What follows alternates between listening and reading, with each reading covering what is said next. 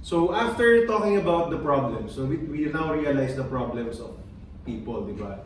Yung mga inflation, cost of medical bills, di ba? Yung retirement problem, na ang laki ng gastos pag nag-retire ka, mas yun nga, that's the biggest expense when you retire, wala kang income, the loss of breadwinner, right? Now, let's talk about the solutions. When we start to learn about it for ourselves, then we can share it with other people. Right? That's just what we need to do. We have to learn it for ourselves. And then, it's our job to share it with other people. We alone cannot do it and teach everyone in this country. Hindi kakayanin eh. Maybe we're shooting videos. The reason why we're shooting videos so that more people could know. Diba? Hindi lang makausap face-to-face. But that's our job. That's our job as financial advisors. We want to let other people know what they can do. But the first thing is that, or the first step is that we have to know it for ourselves. When we can relate to ourselves, then we can easily share the solutions to other people. So let's talk about what we can do. First, let's talk about the concepts. The first concept is the man at work versus money at work. Right? Most people, if they don't invest, even malaki pa yung sweldo nila, they go to the first stage, which is man at work. Ikaw lang yung nagtatrabaho, tama? If you stop working, naubos na yung leave, wala nang kita. Clear yun. Hopefully, habang nagtatrabaho at kumikita, part of your earning, you start investing. So that sabay na nagtatrabaho, money is working already, sabay na kayo. Sana dumating yung time, the ultimate goal is, dumating yung time, money can be working for you. That even though you're traveling, you're doing something else, there's still money coming in, nag-grow pa rin yung investment mo. Right? Because when people don't invest, and don't put their money in different investment vehicles, walang mangyayari. Diba? Forever they need to work, and when they stop working, they need to depend on other people. Right? It's a basic concept, but people don't really apply this in their lives most of the time. So another thing is paying yourself first. Important ba yun? Diba? Ang usual formula, kung kumita, gagastos muna, shopping splurge, etc., sale, Lazada, 11-11, ganyan, Shopee, right? Grabe yung Shopee, mga apps ngayon, dumali lalo ang shopping. Diba? Grabe yung asawa ko, every month meron. Minsan every day may delivery. Grabe, kakilala, friend na niya yung naka-delivery. Di ba yung delivery boy, kilala na siya. Nakakatawa kasi nga, dumali yung shopping. Then tsaka lang daw magsisave. Di ba yung familiar sa gatong formula? Kung ano matira, doon lang magsisave. Tama ba? Pero this doesn't work. Kasi usually, walang natitira. Tama? Usually walang natitira eh. Kasi, ang daling gumastos. Ang daling gumastos ngayon. Di ba? The Philippines, kaya buhay na ang negosyo dito. Maraming bata eh. Pag-usapan natin konti yung demographics. Maraming bata sa Philippines. It's good for business. Pero pag ikaw hindi ka nag-manage ng pera mo at nag-invest, patay ka. Mapupunta ka dun sa norm na, yun nga, gastos dito, gastos dyan, keeping up with the Joneses. Nandoon na tayo sa ganong phase eh. Di ba?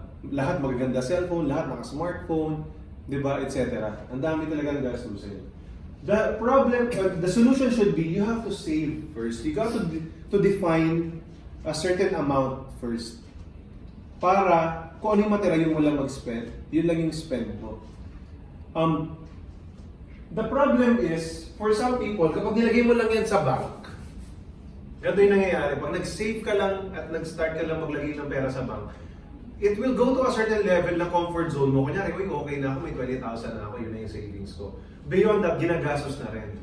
Or some people, like, may 50,000 na ako. Okay na yan. Gagastosin niya na rin yung lahat. Yung iba, ay, may 100,000 na ako, 6 digits na yan. Hindi na magtutuloy-tuloy ng savings, hindi nagiging habit. So, our products in Film Life, it's a financial planning. Let's say, maguhulog ka monthly or quarterly, semi-annual or annual, diba? Let's say it's a 10-year plan. For the next 10 years, may masisave ka.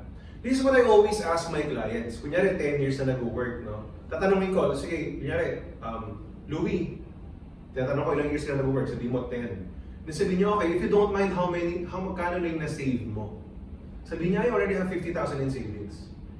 Right? Oh, that's good kasi a lot of people wala kang savings eh. So, very good ka may savings ka. However, let's compute. 50,000 divided by 10 sa 10 years, that's 5,000 a year. Less than 500 a month. Right? Are you happy with that? Of course not.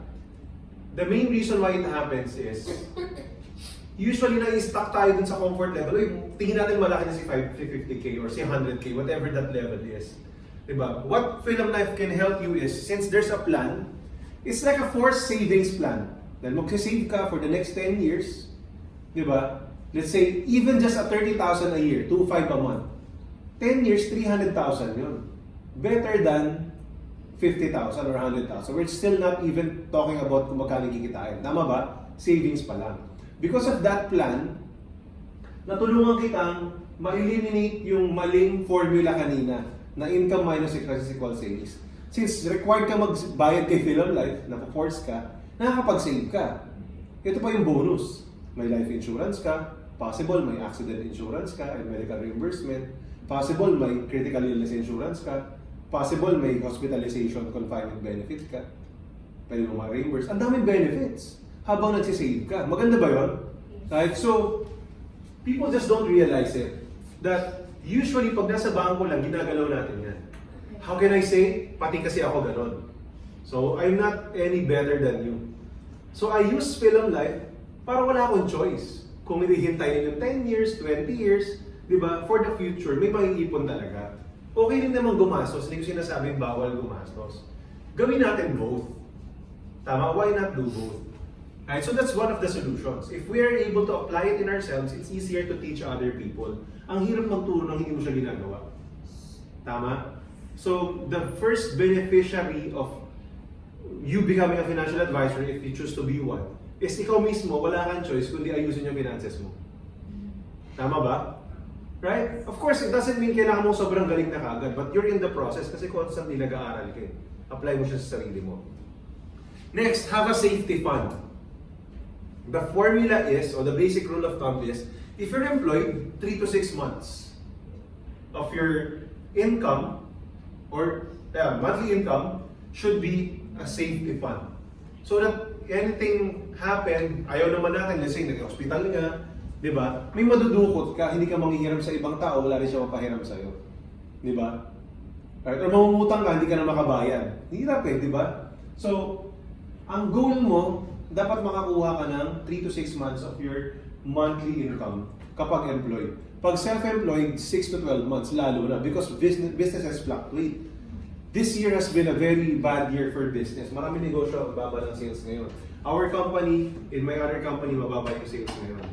Diba? So, and generally, I have friends na medyo ang laki ng impact this year, 2019. Diba? So, it's important na meron kang savings or emergency fund so that pang-fund ng needs mo as a family. Ang employed, kunyari nawalan ng trabaho or nag-resign, diba? You have at least 3 months to recover.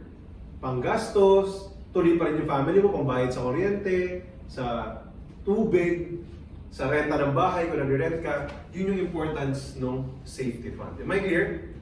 Lalo na kung may malaking emergency. Next, you got to also build a wealth portfolio. Right? So, it doesn't mean may isang financial plan ka, bumili ka ng insurance policy, okay na yun. Why? I will use this analogy. Kung meron kang kotse, or sasakay ka sa kotse, papayag ka ba na sasakay ka sa kotse na 3 or 2 gulong lang? Sino dito sasakay sa kotse 3 gulong lang? Ayaw, di ba? Dapat 4, tama ba? Just like in planning for your finances, merong 4 major goals in financial planning. Number 1 is income protection, life insurance. Now, para may kapalit yung income in case namatay yung breadwinner. Number 2, healthcare funding. Important din yun. Equally important ng life insurance. Para pag nagkasakit, may pondong hiwalay. Health insurance. Tama ba? Number 3, education funding. Kung may anak, kailangan pag-ipunan. Kasi ganun din naman, gagastos ka rin naman. Right? Either today or in the future. Ganun din naman. So simulan na natin ngayon. And number 4, retirement planning. Or retirement funding. Kailangan mapag-ipunan mo rin yung pondo mo in the future. Nag-compute tayo kanina. Kung 20,000 a month times 12, 240,000 yung gagastusin mo, wala ka ng income. Times 20, kung 20 years ka, 4.8 million yun. Right? So, ganun siya ka-important na mapagplanuhan mo yung 4. Ang tawag doon wealth portfolio. Tama ba? O yun yung kotse mo. May 4 na gulong yan eh. Ikaw yung kotse, yung family mo nakasakay sa kotse, papayag ka ba, flat yung isa. Dapat nga may reserva pa eh, di ba? So, yun yung importance ng pag-build ng wealth portfolio. So, unti-unti yan. It doesn't mean ngayon kukunin mo na siya lahat eh. That's why it's very important that a person works with a financial advisor. Hindi pwedeng gawin mo siya mag-isa. Kasi tayong mga financial advisor, we do that. That's what we do every day. We talk about this every day. Kabisado namin, naaalala namin lagi, na kailangan mong i-address yung mga major factors na yan. Am I clear? Right? Also, this financial planning pyramid. No, dapat nauuna yung foundation, yung health insurance, accident, life insurance, debt management, emergency fund. Tapos tsaka yung growth like education funding, retirement, personal savings or businesses. No, then tsaka ka mag-high risk yung forex, stocks, no, yung mga high risk investments. Okay naman unti-unti dyan, basta mas malaga, mas malaki dito. Parang kasing nagbubuo ng bahay. The most stable structure is a pyramid, tama? Yung pyramid nga sa Egypt, nakatayo pa rin hanggang ngayon. Diba? Ibig sabihin, kasi ang ganda ng structure, malapad sa ilalim. Most people, baligtad ang ginagawa. No? Hindi hinuhuli yung dream, sinuuna yung dream. Sabi nila, YOLO daw. Okay naman yun, paminsan-minsan. Hindi naman masamang mag-YOLO. Hindi naman masama. Okay naman yung part of your income nilalagay mo dyan. Pero wag naman lahat.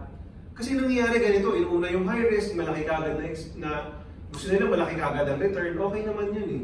And then, tsaka yung growth, tsaka na yung foundation kasi boring. Ang bagal ng income. O walang income dyan masyado. Diba? Sa bangko na lang ako magsisave. Hindi eh. If you're building a house, ganito yung itsura. Tapos lumindol. Payag ka ba ganyan bahay mo? Hindi, di ba? Kasi mag-shake yan, madaling gumuho. Right? So the best way is talagang pyramid. Unahin natin yung foundation. Health insurance, accident insurance, life insurance, yung debt management, and then of course emergency funding or safety fund that we talked about earlier. So the first thing is untapped market. Only 2% yung penetration rate sa life insurance. Right? The opportunities here is only 2% ng, actually hindi yung population, ng Philippine GDP. 2% lang yung covered ng life insurance. So meaning, maraming may life insurance, kulang pa rin. So market pa rin sila. Klaro ba yun? Diba? And then, only a few pa rin, mas marami pa rin yung wala pang sariling insurance policy. Right? So kung mag-negosyo ka, ganyan kalaki yung market, maganda ba? Right? Diba? So, halos lahat ng kakausapin mo, kliyente. Am I clear? Another reason is, lahat ng kakausapin mo, kulang pa yung insurance sila. Ito yung gagalantin ko sa inyo. Lahat ng kakausapin mo, kulang pa yung insurance sila. Your only job is to show them na kulang. So, tuturuan namin kayo paano gagawin nyo. Pero di ba you've seen earlier, I told you 10 times your annual income. Doon pa lang, kulang na kagad dyan. Majority na kakausapin mo. Pag na-realize, na turo mo sa kanila o na-realize mo sa kanila, yun ang kailangan. Di ba? No? Turuan kayo ng basic. Magkano life insurance mo? Let's say, 500,000. Di ba? Magkano expenses mo ngayon every month? Kunyari, 30,000. E divide natin ng 30,000 yung 500,000. Ilan lang yun? 15, 16 point something. 16 months lang, mabubuhay yung family mo after? Happy ka na ba sa 16 months? Ganun ko pa lang siya tatanungin. Doon pa lang, alam niya na. So yun ang reason bakit kailangan natin dagdagan yan. Are you learning? Diba? So I will guarantee you 100% of people out there kulang life insurance nila. I'll guarantee you 100% ang ako sabi niyo kulang. The only thing is you have to gain their trust. Diba? And you have to show them na important tong kunin ngayon. Kasi usually may budget naman, iba lang nakalagay yung budget. Diba? Kailangan mo pa ma-realize nila important to. The second reason is this booming ng Philippine economy. Meron tayong tinatawag na demographic window. Ito medyo technical term sa economics, pero explain ko ng basic. Yung demographic window, majority din daw ng population is nasa working class. No, nakalagay rito na yung period when the population is under 15 years of age drops below 30%, and then the population over 65 is less than 15%. So yung main na population ng Pilipinas, workforce. At karamihan bata, median age natin is 22. Magastos itong mga tao na ito, gastos na ng gastos. Diba? Pero because of that, pumasok na tayo since 2015. 2015 to ang study na to. No? 2015, pumasok na tayo sa demographic window. And it will last for the next 35 years hanggang 2050. So meaning, may trabaho sa Pilipinas eh. Lahat kumikita. Majority kumikita. Yun ang realidad. Market sila. Our job is to make sure they start investing. And hindi masayang yung working time nila so that when they retire or something happens, ready sila. Maganda ba trabaho yun? Diba? That's where you make money, you help them. Diba? So if you're in this industry, nasa perfect time. You still have 30 years to enjoy this actually any business nga. Especially the investment part. No, bakit tataas ang stock market eventually? Kasi nga, lahat ng tao gumagastos eh. So, businesses will grow. Ang tanong, nakasakay ka ba? Yun kasi yun eh. There's a study by HSBC that by the year 2050, after that demographic window, the Philippines will be number 16 in the world. The top 30 economies, number 16 ng Philippines. Right? Better than Australia, better than Malaysia, Thailand, Netherlands, Switzerland, etc. Lumilevel na tayo sa Russia, Spain, Canada. Right? So, lumilevel na tayo doon. Why? Because dadaanan natin yung phase na yan. How many of you have been to Japan? Thank you. Majority of the population are old people. Tama? Kung sasakay ka ng bus doon, kung magkukumit ka sasakay ka ng bus, bumababa pa yung bus nila. Bumaba ng gano'n kasi para sa old people, minsan may naka-stroller, wheelchair pa. Tama? So, nadaanan nila yun eh. Way past na sila sa demographic window. Ayan o. Kaya naging progressive din yung country nila, na take advantage nila yun, way past the demographic window. Pero din si Singapore and Hong Kong. Nandun na sila sa older age, papunta na sila dyan. Philippines, kakapasok lang. Hindi ba kayo na-excite? Diba? When we talk about this, it's exciting. Ang tanong lang, part ka ba ng economy? O hindi ka nag-i-invest? Kasi kung hindi ka nag-i-invest, hindi mo mararamdaman yan. Ang ganda doon ng economy ng Philippines. No? Paano? Hindi ko nararamdaman. Pag hindi ka nag-i-invest or hindi ka nag-business, hindi mo mararamdaman. Kung nag-business ka, kahit bibili ka sa Shopee, kung nagbibenta ka rin sa Shopee, maraming buyer. Tama? So, doon mo makikita na, okay, maganda yung economy. Right? So, si wife ko nagbibenta rin sa Shopee. So, ano naman yan. Nababawi naman yung ginagastos, ganyan.